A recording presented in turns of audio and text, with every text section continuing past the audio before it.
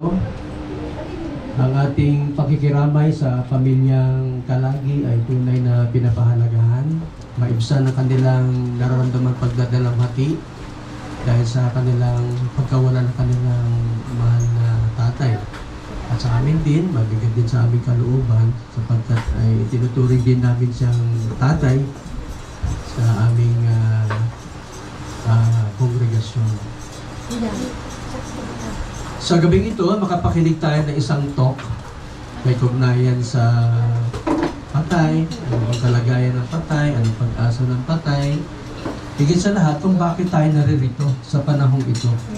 Ano ba yung kaigihan, bakit tayo naririto? At ano ba yung pakinabang natin kung bakit tayo narito sa ganitong mga kalagayan? Ngayon, bilang pagpapasimula sa ating gagawing talk sa gabing ito, aawit tayo ng isang bungkahing awit sa aming songbook. Ito ay nasa pahina 151. Ang pamagat nito ay Tatawag Siya. Ito ay halaw sa Hope 14, ang talata ay 13 hanggang 15. Kung kayo na sa kalagayan, ano po? Aawit tayo ng Song 151. At gusto yun ang ating tono at aawit tayo ng song number 151.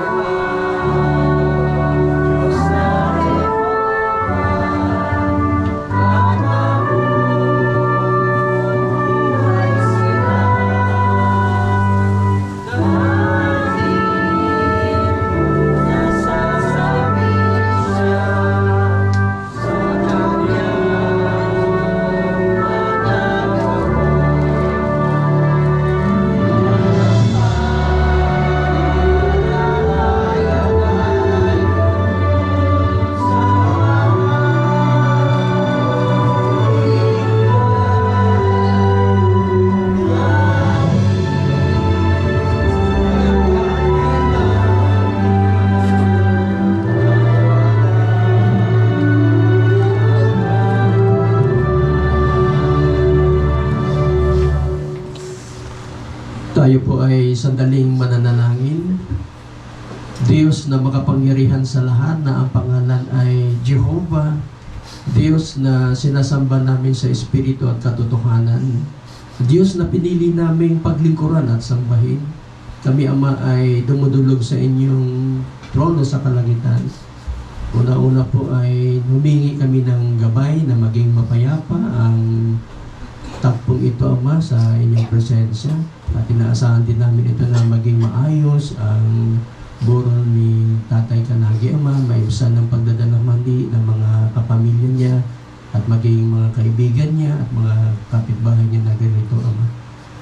Ikayo po ang Diyos na buhay na sinasamba namin. Sana po ay matulungan kami na maibsan ang aming kalungkutan dahil sa pagkawala ng inyong mahal sa buhay. Mahal sa buhay namin, Ama. Ang mga mensahe mapapakinggan namin sa talk na ito ay makapagbibigay sa amin ng pag-asa na sa kabila ng namatayan kami, Ama, ay magkaroon kami ng pag-asa na makita namin muli, Ama, si Tatay Kanagi sa hinaharap at sa inaasahan namin. Kasama ng mga iba pang mga tapat na inyong mga lingkod na nilingkod sa inyo, na makita namin, Ama, sa paraiso o sa darating na mga panahon. Inaasahan namin na pakinggan at tanggapin yung aming pananalangin na ito, Ama, sa toro sa inyong kalangitan, sa pamagitan lamang po ng aming nagpupunong Hari, ang Panginoong Jesucristo. Amen. Ngayon, tulad na nabanggit ko kanina, makapakinig tayo ng isang talk. Ang magpapahayag sa atin ay si Brother Merbert Dakdak. Tawagin natin siya.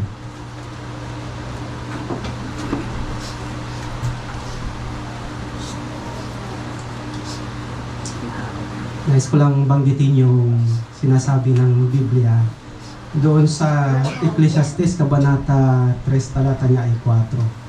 Ganito yung kanyang sinasabi: panahon ng pag-iyak at panahon ng pagtawa, panahon ng paghagulgol.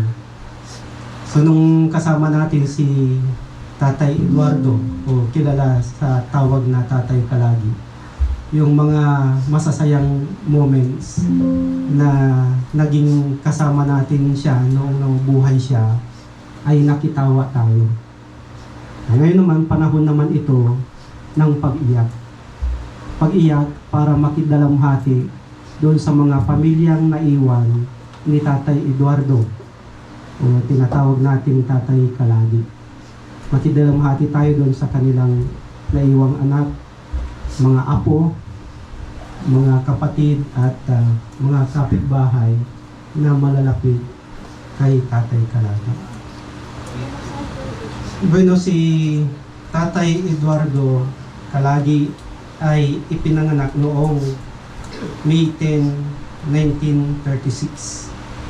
At siya ay natulog sa kamatayan noong March 27, 2026.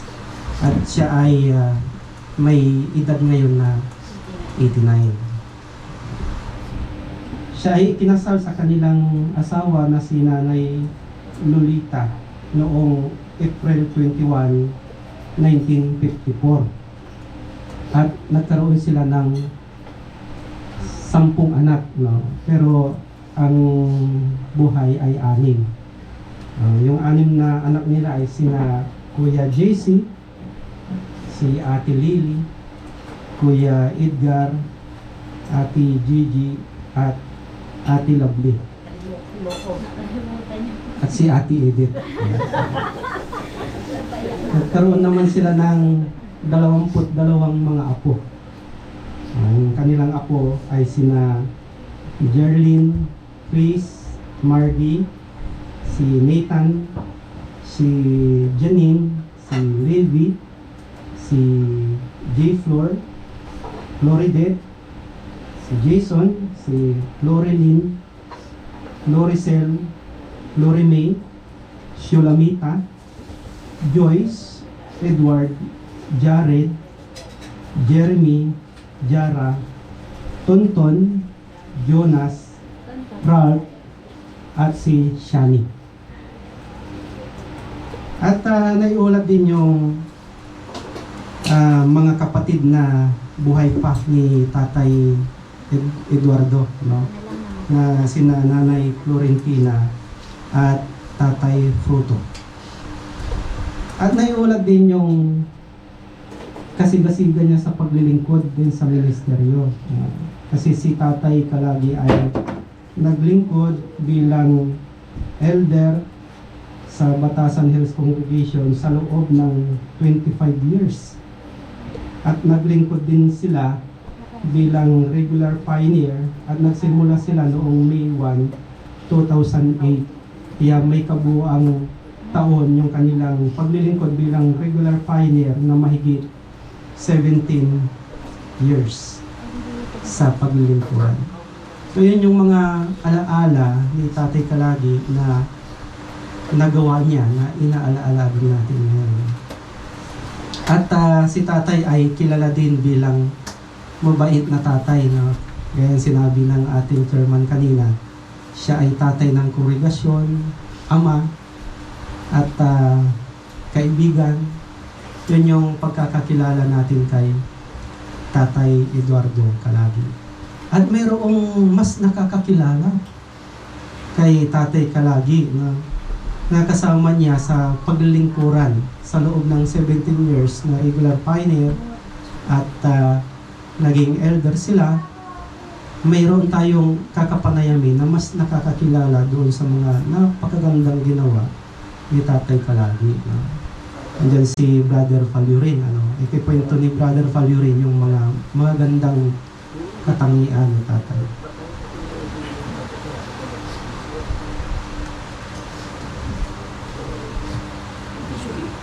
Nalulungkot kami dahil sa pagkawala ng aming mahal na tatay, Tatay Kalagi.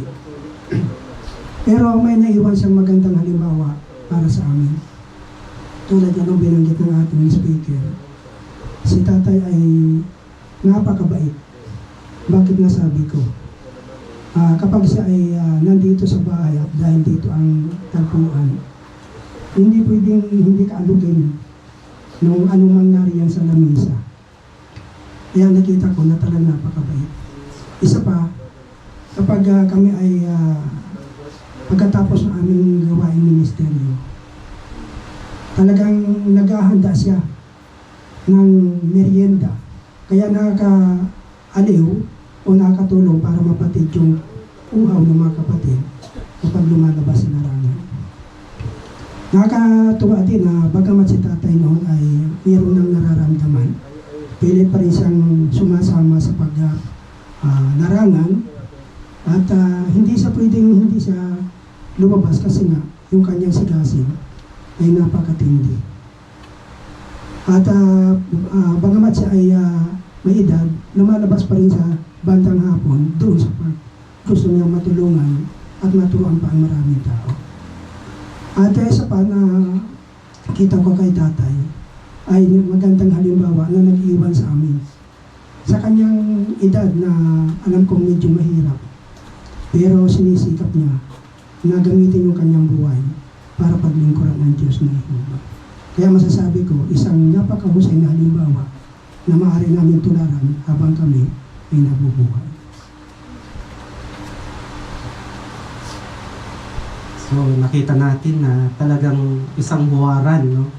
Si Tatay Eduardo Kalagi. So masasabi natin na siya ay nakagawa ng mabuting pangalan sa paningin ng Diyos na Jehova. At yung mabuting pangalan iyon, habang tayo ay nabubuhay, inaalaala din natin yun.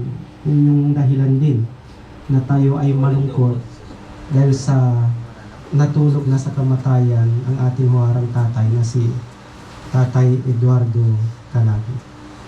Pero alam niyo po ba na normal lang na tayo ay malungkot kapag tayo ay namatayan ng isang mahal sa buhay. Ang totoo niyan ay naiulat din sa Biblia yung mga tapat na Kristiyano noon na sila ay namatayan din ng mahal sa buhay at nalungkot din sila. O isang halimbawa yan na mababasa natin doon sa aklat ng Genesis. Genesis Kabanata 23, talatang 2. Nung namatay ang asawa ni Abraham na si Sarah. Ganito yung ating mabasa na sa tekstong binanggit. No? Namatay si Sarah sa Kiryat Arba na siyang Hebron sa lupain ng Kanaan, at si Abraham ay nagsimulang nagdalamhati at umiyak dahil kay Sarah. Kaya nung namatay yung pinakamamahal na asawa ni Abraham, siya ay tumangis din o nalungkot dahil sa pagkawala ng kanyang mahal sa buhay. Nandyan din si Jacob, no? Nung namatay yung kanyang anak, no? Kahit siya ay pinapatahan ng kanyang mga anak, no? Ang sabi doon sa ulat ng 37-34 ng Genesis pa rin, ay tumanggi siya para aliwin si Jacob, no? Kaya makikita natin na normal lang yung pagdadalamhati kapag namatayan ng isang mahal sa buhay. Eh, kamusta naman po yung ating Panginoong Hesus? Ang ating Panginoong Hesus, nung namatay ang kanyang pinakamamahal na kaibigan, yung best friend niya na si Lazaro, ay nalungkot din siya. Tingnan natin yung binabanggit ng Juan Kabanata 11, talata niya ay 33 hanggang 35. Ganito yung ating mababasa. Nang makita ni Jesus na umiiyak si Maria, pati na ang mga kasama nitong Hudyo, parang kinurot ang puso niya at nalungkot siya ng husto. So napansin po ninyo yung ginamit na salita, yung kinurot, no? Doon sa ating New Word Translation, ginamit yung salitang tumangis ang ating Panginoong Hesus. Eh, kamusta naman ang kanyang ama, ang Diyos na Jehovah? Bueno, ang Diyos na Jehovah ay naawa din doon sa pamilyang naiwan ng namatay, no? Ang Diyos na Jehovah ay nangangako din na patibayin yung mga naulila ng namatay na mahal natin sa buhay. Ganito yung mabasa natin sa awit 34:18. No? Ang sabi rito ay, si Jehovah ay malapit sa mga may pusong nasasaktan. Inililigtas niya ang mga nasisiraan ng loob.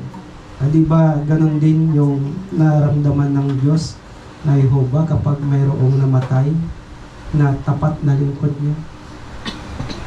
Papaano naman ipinapakita ng Diyos na Jehovah na pinapatibay niya yung mga naiiwang pamilya ng namatay na kanyang tapat na lingkod? So, ginagamit ng Diyos na Jehovah ang kanyang mga lingkod upang aliwin din yung namatayan. Katulad nito, ipinapakita nito na ginagamit ni Jehovah yung mga lingkod niya upang aliwin yung mga naiwan.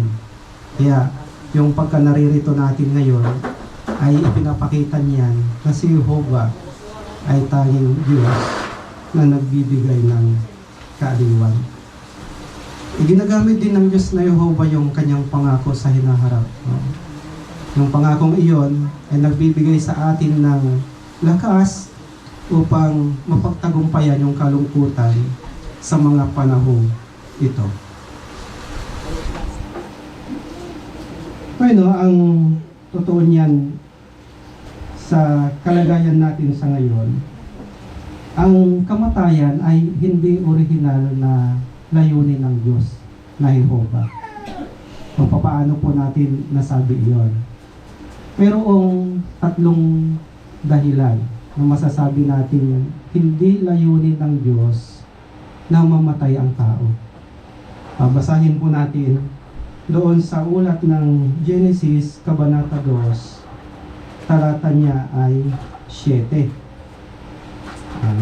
Sabi dito, kung nariyan na po kayo, at inanyuan ng Diyos na Jehovah ang tao mula sa alabok ng lupa at inihihip sa mga butas ng ilong nito ang hininga ng buhay. At ang tao ay nagkaroon ng buhay. Kaya ang original na layunin ng Diyos para sa mga tao ay mabuhay ng magpakailanman. Hindi kailangan, hindi magkakasakit, hindi tatanda, at hindi mamamatay.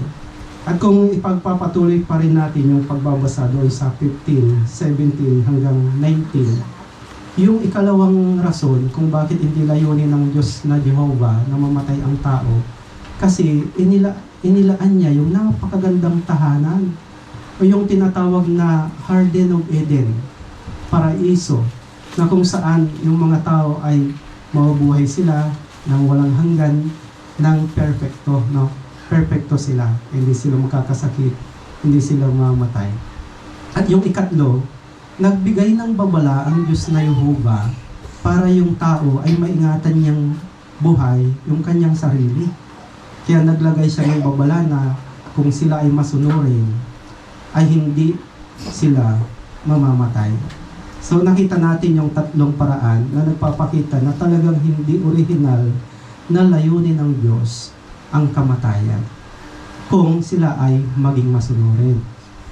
Ngayon, gaya ng alam natin, hindi naging masunurin sina Adan at Eva. Kaya doon lamang pumasok yung kamatayan. So nagkaroon ng kamatayan dahil sa epekto ng kanilang kasalanan. Ngayon, baka sabihin ninyo, sila lang naman yung nagkasala. Bakit pati tayo damay? Ang simpleng sagot ng Biblia ay mabasa natin doon sa aklat ng Roma, Kabanata 5, talata niya ay 12. Kung inyo nang nakita, ganito yung ating mababasa. Kaya sa pamamagitan ng isang tao, si Adan, ang kasalanan ay pumasok sa sangkatauhan at dahil sa kasalanan ay pumasok ang kamatayan. Kaya naman ang kamatayan ay lumaganap sa lahat ng tao dahil silang lahat ay nagkasala. Kaya kahit ayaw natin na tayo ay mamatay, wala tayong magagawa kasi tayo ay mga inapo ni Adan. Parang yung dugo na nananalaytay sa atin ay naging kontaminado. Ano pa, may depekto ito. No? Kaya yun yung dahilan kung bakit tayo ngayon ay nagkakaroon ng di kasagdalan at ang epekto nun ay kamatayan. Subalit, hindi dito natatapos yung kalagayan ng tao. Ay sabi nila kapag namatay na daw yung tao, wala nang pag-asa. Pero ganun ba talaga ang sinasabi ng Biblia? Sabi ang katotohanan tungkol sa bagay na iyan ay mabasa natin doon sa Apokalipsis 21:4. Ganito yung pagkakabanggit niya. At papahirin niya ang bawat luha sa mga mata nila at mawawala na ang kamatayan, pati ang pagdadalamhati at ang pag-iyak at ang kirot at ang dating mga bagay ay lumipas na. So ito yung pangako o yung pag-asa na ibinibigay ng Diyos para ang tao ay magkaroon ulit ng buhay sa hinaharap. At the same time, aalisin niya rin yung epekto ng kamatayan. Paano naging posible ito? Kasi ang nagsabi nito ay ang Diyos mismo. Diba, sabi nga nila, sa Diyos ay walang imposible. Ang Diyos lamang ang makapagbibigay ng pag-asang iyon. At mabasa natin iyan sa Isaiah Kabanata 55, talata 10 hanggang 11, na ang salita ng Diyos ay hindi babalik sa Kanya ng walang resulta. Ibig sabihin niyan, lahat ng binanggit o sinabi ng Diyos na Jehovah ay Kanyang tutuparin. At maasahan po natin iyon. Ngayon, baka may tanong ng mga kaibigan namin na interesado, ano kaya yung kalagayan ng mga patay? Minsan, pag wala tayong kaalaman tungkol sa bagay na iyan, yung patay ay natatakot, no? Natatakot tayo sa kanila. Pero ano ba yung malinaw na sinasabi ng Biblia tungkol sa mga patay? Ganito po yung sinasabi ng aklat ng Ezekiel, Kabanata 18, talata niya ay 4. Ang sabi, kung nariyan na po kayo, ang lahat ng buhay o buhay, akin ang mga iyon.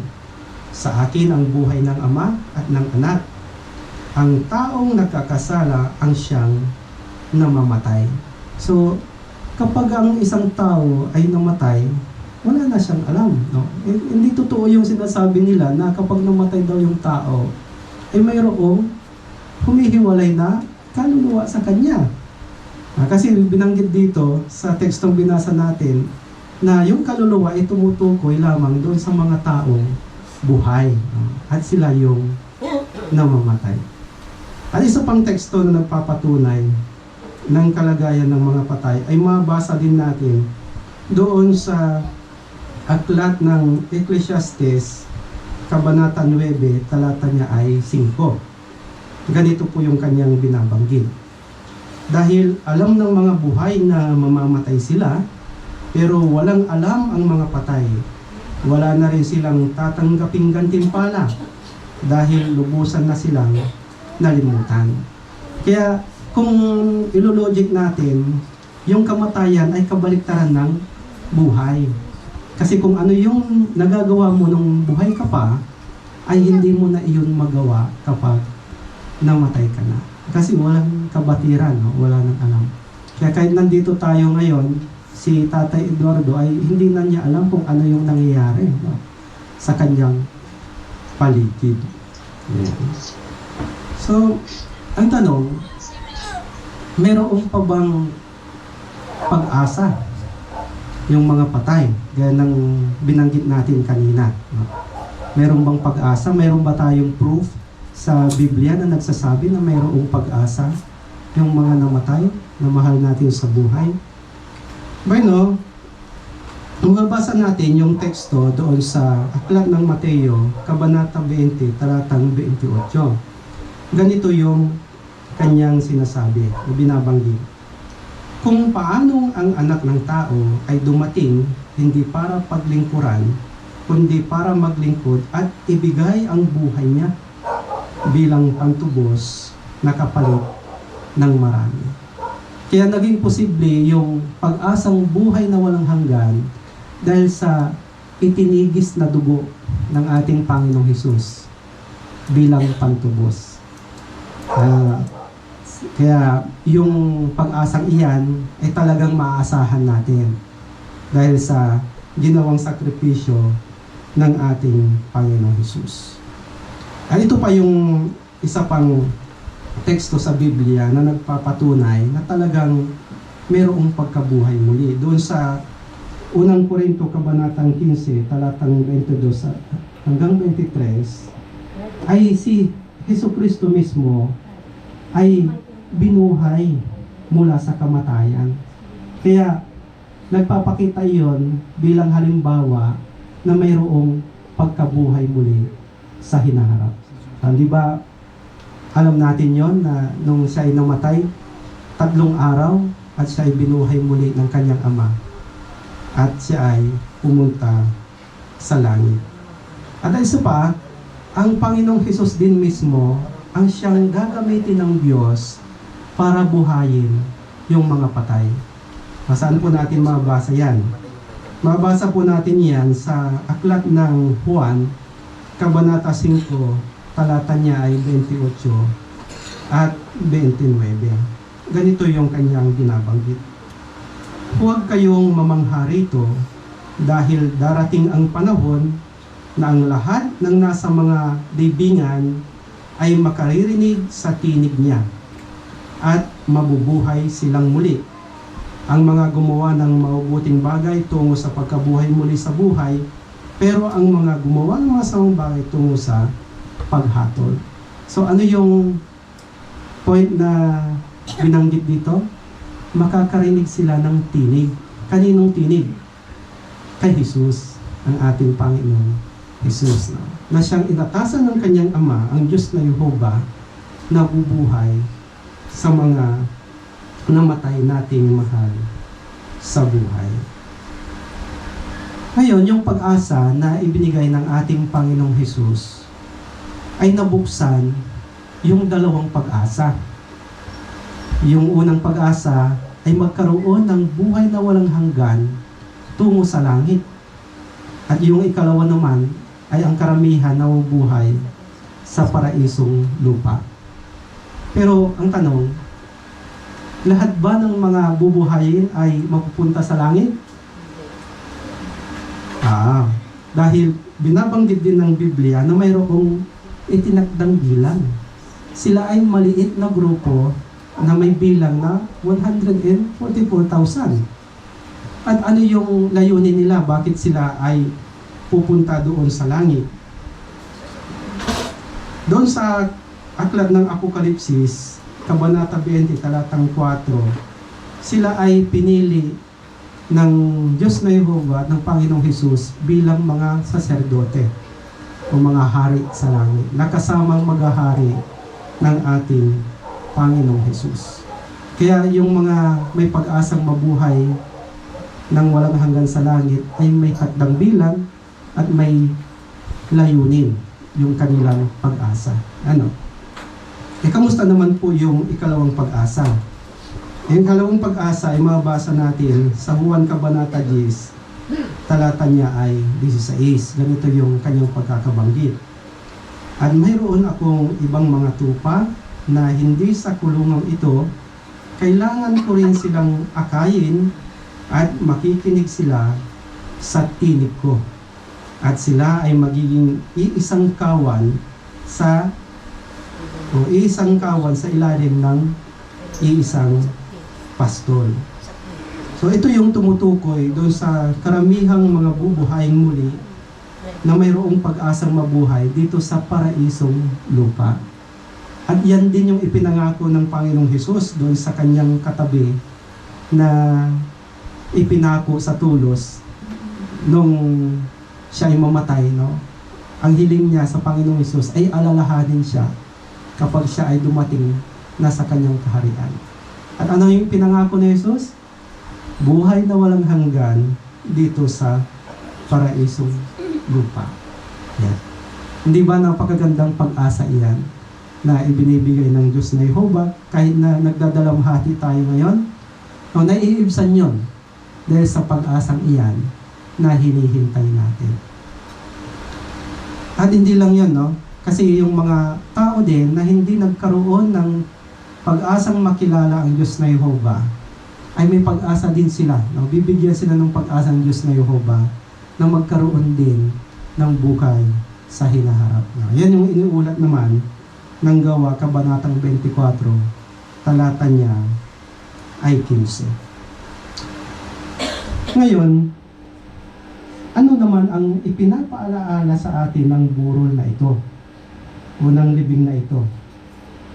Ipinaalaala ito sa atin na naririto ngayon na napakaikli ang buhay at walang katiyakan.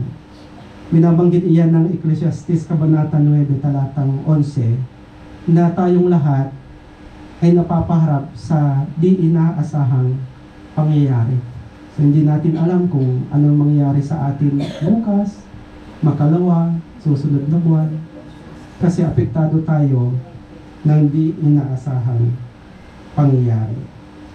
Kaya ano yung itutulong nito sa atin? Doon sa Awit, Kabanata 90, talata niya ay 12. Ganito yung kahilingan ng salmista na si David. Babasahin po natin. Ang binanggit ng talata 12, ang sabi, ituro mo sa amin kung paano bibilangin ang mga araw namin para magkaroon kami ng marunong na puso. So, ibig bang sabihin nito yung pagbilang ng ating edad ay bukas ay 40 na ako, 50. Tumatanda na ako. Ganun po ba yun? Hindi po, no. Kundi pinag-iisip tayo nito kung ano yung magandang gawin natin sa buhay natin ngayon. Gawin natin yung pinakamabuting bagay sa paningin ng Diyos. Ibig sabihin, yung binabanggit ng Ecclesiastes 7, 1 hanggang 4, ay dapat magkaroon tayo ng mabuting pangalan sa Diyos na Yehova. Mabuting pangalan na kung saan aalalahanin ng Diyos na Yehova kapag tayo ay sumapit sa ganyang kalagayan ng katulad ni Tatay Eduardo o Tatay Kalagi. Kaya tayo ay mapatibay nito na isipin kung ano yung magandang gawin sa ngayon. Ngayon ang ginawa ng huwaran nating tatay na si Tatay Kalagi, ginamit niya o ginugol niya yung kanyang natitirang buhay sa paglilingkod sa Diyos na Jehovah. At ipinakita niyon sa lahat ng mga kapatid at lalo na sa mga mahal niyang sa buhay na naiwan ngayon. So gumawa ng mabuting pangalan. So ibig bang sabihin kapag nahiwalay ka na sa Diyos na Jehovah ay hindi ka na makakagawa ng mabuting pangalan? Hindi po, no? Kasi inilaan ng Diyos na Jehovah yung pantubo sa pamamagitan ng Panginoong Hesus para tayo ay magkaroon ng mabuting pangalan para sa Kanya. Kaya kung ikaw ay nahiwalay sa Diyos na Jehovah, ano ang gagawin mo? Hindi alalahanin mo ulit yung pag-ibig mo sa Diyos na Jehovah. Manumbalik ka sa Diyos na Jehovah sapagkat hinihintay ka niya na manumbalik, no? Para magawa mong muli ang mabuti sa kanyang pangalan. Sinabi ni Jesus na tayo ay mag-imbak ng kayamanan sa langit. Bakit napakahalagang gawin natin yon? Kasi tayo din po yung makikinabang. Yung kayamanan na sinasabi nito ay yung paggawa ng kalooban ng Diyos, no? Pagsunod sa kanyang mga utos at maging masigasig sa gawaing ministeryo. Kasama din sa paggawa ng mabuti yung pagiging mabuting kaibigan sa mga kapatid, lalo na sa mga naulila ni Tatay Kalagi. Hindi ito yung panahon na dito natatapos yung pakikidalamhati natin sa kanila. Kasi ngayon, nandito tayo ay naiibsan yung kanilang kalungkutan. Pero kapag nai-living na si Tatay Kalagi at sila ay mag-isa na, doon na nila maramdaman yung kalungkutan. Kaya magawa natin, mga kapatid at mga kaibigan, na sila ay samahan pa rin hanggang sa matiis nila yung kanilang kalungkutan. Ngayon ang binabanggit ng Kawikaan 27 talatang 11. Nasabi dito ay dapat tayong magpakarunong at pasayahin natin lagi ang puso ng Diyos na Jehovah. Dahil laging tinutuya yung pangalan ng Diyos na Jehovah. No? At tayo yon yung makakasagot doon sa mga pagtuyang iyon. Kaya habang hinihintay natin yung pag-asang iyon na wawakasan ng Diyos na Jehovah yung masamang kalagayang ito, gamitin natin yung panahon natin, yung ating lakas, mga pag-aari para gawin ang kalooban ng Diyos na Jehovah. Ganito yung teksto na mabasa natin sa unang Korinto, Kabanata 15, talata niya ay 58. Ang sabi, kaya mahal kong mga kapatid, maging matatag kayo, hindi natitinag, at laging maraming ginagawa para sa Panginoon. Dahil alam ninyong hindi masasayang ang pagpapagal ninyo para sa Panginoon. Kaya yung gagawin natin na paglilingkod, ito yung magpapasaya sa Diyos na Jehovah. At aalalahanin niya ito kapag tayo na rin ay sumapit sa ganyang kalagayan, naging kalagayan ng ating tatay, si Tatay Eduardo Kalagi.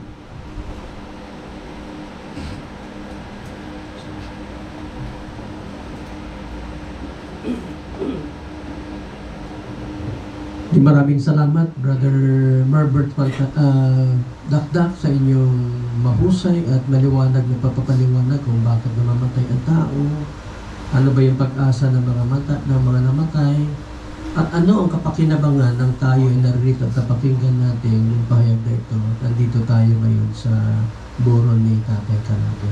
Inaasahan natin na sana may sa puso natin ito at gumawa tayo ng mga hakbang nang sa ganoon ay magkaroon din tayo ng malapit na kaugnayan sa Diyos, maibalik natin yun at taglayin natin yung pag-asang buhay na walang hanggan sa hinaharap.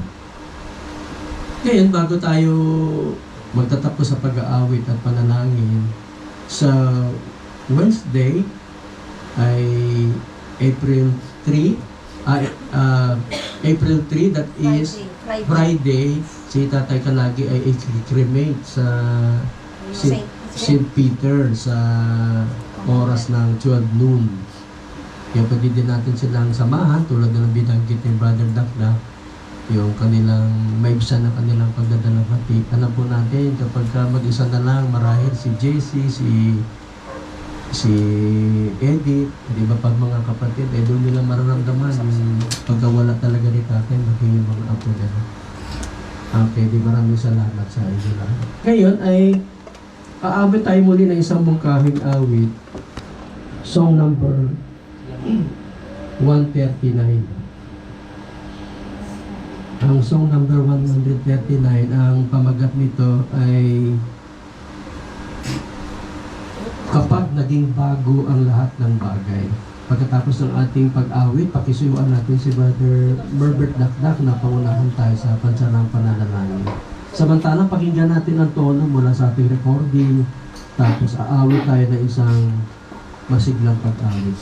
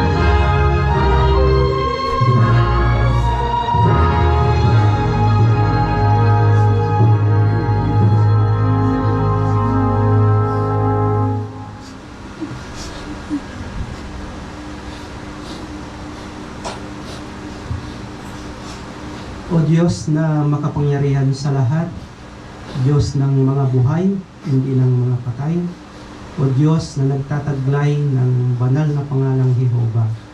Sa gabing ito kami lubos na nagpapasalamat sa ipinagkaloob po ninyong buhay at kalakasan sa buong maghapon, at kami inyong iningatang ligtas sa araw na ito.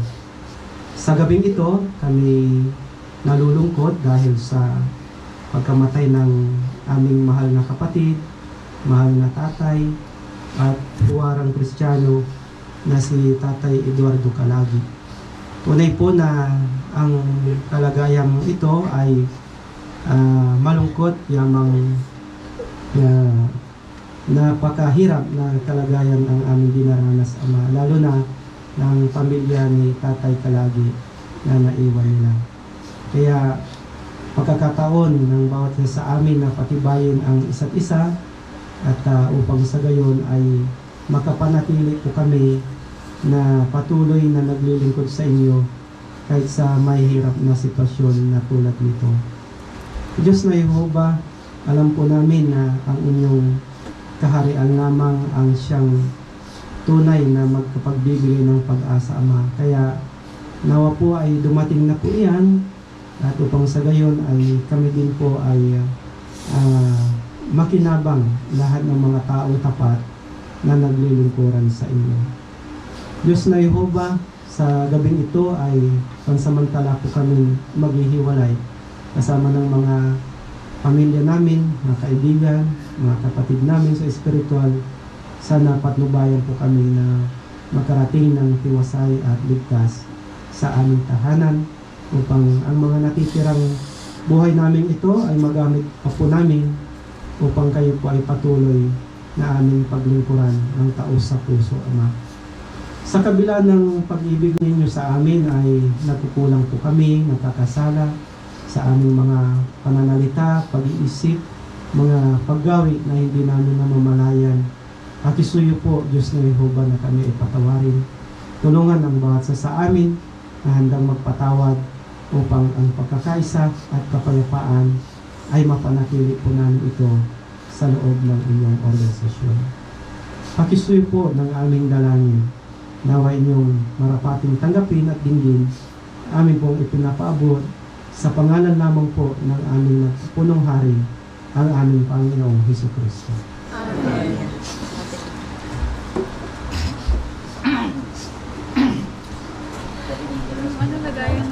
Okay, sa maabot ng sound system na ito, no, nais namin kayong imbitahan bukas, 6 o'clock. Ito ay memorial ng kamatayan ng ating Panginoong Jesucristo. Sa Thursday, no, 6 p.m. Matunghayan natin ang pinakadakilang kapahayagan ng pag-ibig ng Diyos na Jehovah sa pamagitan ng pagbibigay ng kanyang bugtong na anak, ang ating Panginoong Jesucristo, nang sa ganoon ay magkaroon tayo ng buhay na ipinangako ng Diyos na Jehovah na taglayin natin sa pamamagitan ng pantubos na ito. Kaya na sana makarating kayo kung ano, kasama ng inyong pamilya sa Thursday, April 2, 6 p.m. Yung address dyan po sa may Diliman School sa may 4th floor, sana makarating kayo. Maraming salamat po sa inyo lahat.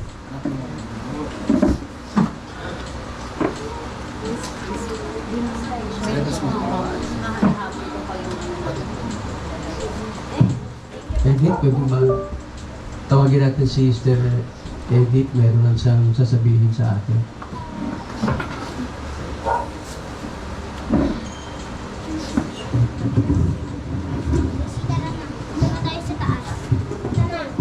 Sa mga mahal namin sa buhay, sa kuya ko, sa kapatid ko na si Boy, lahat ng mga pamangking ko, mga apo, at lahat ng mga kapatid, mga kamag-anak, nandito para kami ay aliwin. Maraming salamat. Unang-una sa lahat sa Diyos na yun, dahil ginagamit niya ay para patibayin kami. Maraming salamat.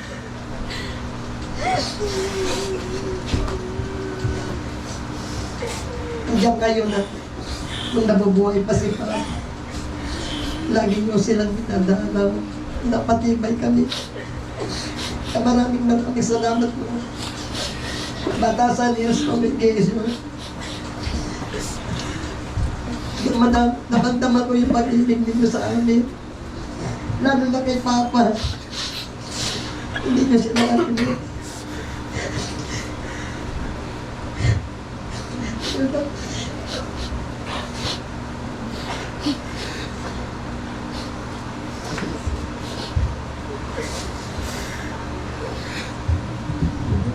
Kaya po di sana yung samahan natin sila sa kanilang pagdadalang hati, po.